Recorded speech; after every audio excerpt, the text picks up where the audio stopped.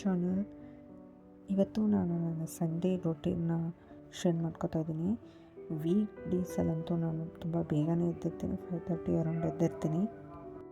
Sunday ನಾನು ಯಾವಾಗಲೂ ಲೇಟಾಗಿ ಎದ್ದೇಳೋದು, ಯಾಕಂದರೆ ವೀಕ್ ಡೇಸಲ್ಲೆಲ್ಲ ನಾನು ತುಂಬ ಬೇಗನೆ ಎದ್ದಿರ್ತೀನಿ ಅಂತ ಅಂದ್ಬಿಟ್ಟು ಸಂಡೇ ನನ್ನ ಯಾರೂ ಡಿಸ್ಟರ್ಬ್ ಮಾಡೋಕ್ಕೂ ಬರೋಲ್ಲ. ಎಷ್ಟೊತ್ತಿಗೆ ಎದ್ದೇಳ್ತಾಳೋ ಎದ್ದೇಳಲಿ ಅಂತ ಸುಮ್ಮನೆ ಬಿಟ್ಬಿಟ್ಟಿರ್ತಾರೆ. ಆದರೆ ಅವ್ರ ಮನೇಲೆಲ್ಲ ಎದ್ದು ಬಾಕಿಯವರೆಲ್ಲ ಅವ್ರವ್ರ ಕೆಲಸ ಮಾಡ್ಕೋತಾ ಇರ್ತಾರೆ.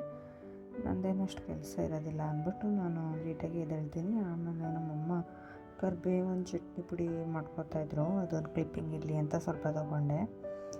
ಸಿಂಪಲ್ ರೆಸಿಪಿ ಇದು, ತುಂಬ ಬೇಗನೆ ಆಗಿಬಿಡುತ್ತೆ. ಕರಿಬೇವನ್ನ ಒಂದು 2 ದಿನ ಮುಂಚೆನೇ ಒಣಗಿಸಿಟ್ಕೊಂಡ್ರೆ ರೆಸಿಪಿ ಮಾಡ್ಕೊಳ್ಳೋದು ತುಂಬ ಈಸಿ. ಈ ವಿಡಿಯೋ ಫುಲ್ ನೋಡಿ ಹೇಗೆ ಮಾಡೋದು ಅಂತ ನಿಮಗೆ ಗೊತ್ತಾಗುತ್ತೆ.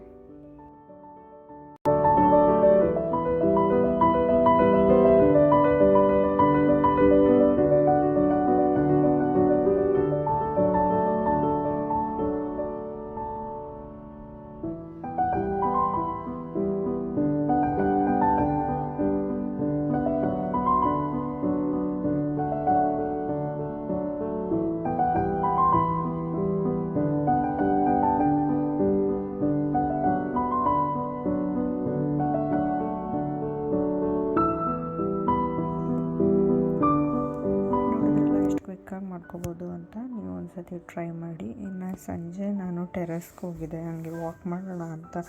ವೆದರು ತುಂಬ ಕೂಲಾಗಿತ್ತು ಅಂತ, ತುಂಬ ದಿನವೇ ಆಗಿತ್ತು ಟೆರೆಸ್ಗೆ ಹೋಗಿ ವಾಕ್ ಮಾಡಿ ಅಂತ ಹೋದರೆ. ನಿಜ ಅಲ್ಲೆಲ್ಲ ಸ್ವಲ್ಪ ಗಿಡಗಳಿರೋದ್ರಿಂದ ಬಟರ್ಫ್ಲೈಸು ಹೆಂಗೆ ಆಟಾಡ್ತಾ ಇರುತ್ತೆ ಅಂದರೆ, ಗಿಣಿಗಳೆಲ್ಲ ಇರುತ್ತೆ. ನಾವೇನಾದರೂ ವಾಕಿಂಗ್ ಹೋಗ್ಬಿಟ್ಟು ಆ ಕಡೆ ಹೋಗ್ಬಿಡುತ್ತೆ. ಮತ್ತು ಮಕ್ಕಳು ಗಾಳಿಪಟ ಆರಿಸೋದು, ವೀಕೆಂಡ್ ಬೇರೆ ಗಾಳಿಪಟ ಅಂತೂ ತುಂಬ ಆರಿಸ್ತಾ ಇರ್ತಾರೆ. ಅದಕ್ಕೆ ಅದೆಲ್ಲ ಒಂದೊಂದು ಕ್ಲಿಪ್ಪಿಗೆ ತೊಗೊಂಡೆ.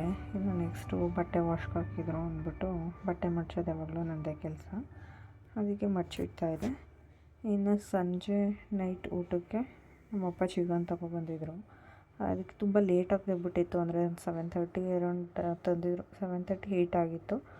ಅದಕ್ಕೆ ಫುಲ್ಲು ಸಾಂಬಾರು ಥರ ಮಾಡೋಕ್ಕಾಗೋದಿಲ್ಲ ಅಂದ್ಬಿಟ್ಟು ಗ್ರೇವಿ ಟೈಪಲ್ಲಿ ಮಾಡ್ಕೊತಿದ್ದೆ. ಅದೇನು ಸಿಂಪಲ್ ಇಂಗ್ರೀಡಿಯೆಂಟ್ಸು: ಈರುಳ್ಳಿ, ಟೊಮೊಟೊ ಹಣ್ಣು, ಮೆಣಸಿನ್ಕಾಯಿ ಮತ್ತು ಚಕ್ಕೆ ಲವಂಗ ಪುಡಿ ಮಾಡಿ ಇಟ್ಕೋಬೇಕು, ಶುಂಠಿ ಬೆಳ್ಳುಳ್ಳಿ ಪೇಸ್ಟು, ಅರಿಶಿನ, ಉಪ್ಪು ಮತ್ತು ಚಿಕನ್ ಪೌಡರ್ ಹಾಕಿ ಮಾಡ್ಕೊಳ್ಳೋದು ಅಷ್ಟೇ. ಫುಲ್ ಕ್ಲಿಪ್ಪಿಂಗ್ ಹಾಕಿದ್ದೀನಿ ನೋಡಿ.